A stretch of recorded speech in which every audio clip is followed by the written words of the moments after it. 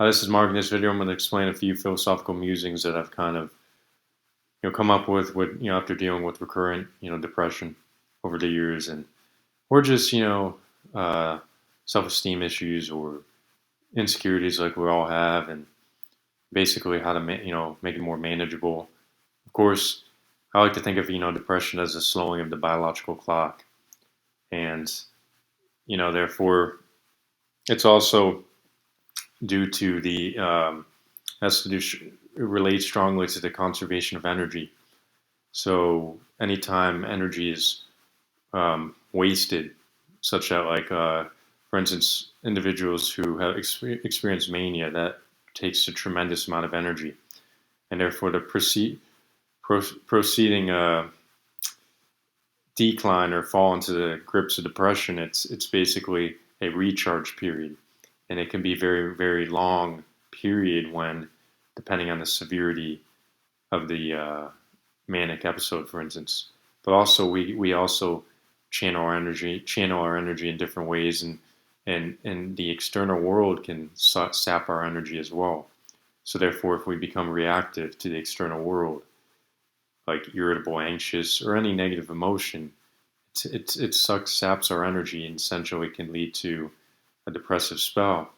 So, what I've learned is, um, kind of in that regard, you have to try to separate yourself from the positioning uh, of yourself relative to others. The key is you wake up, if you wake up every day, realize that you've made the truth that you've at least made a positive impact, some positive impact in this life. Doesn't matter.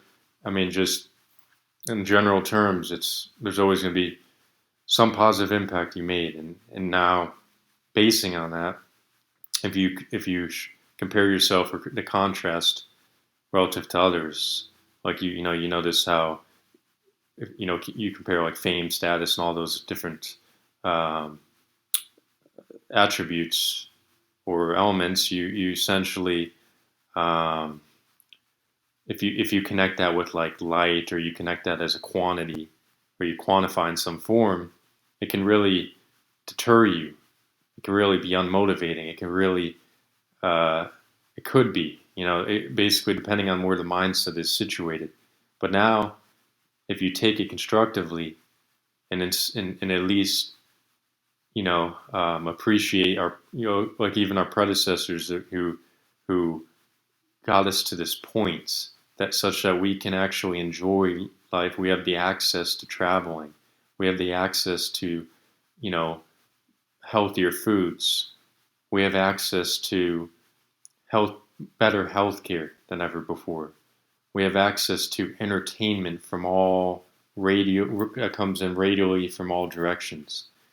We have access to, the plethora of so many activities. We have access to so many career opportunities. We have access to so many possibilities that are just there sitting in the background.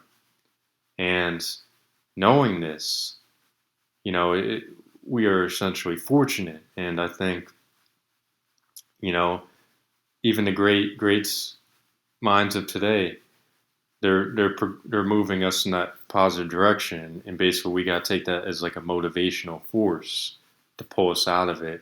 And then, the second thing is, no matter the climb, when you're progressing, now uses motivating energy. The key is that you try to be a better version of your previous, self. It's always a continuous process.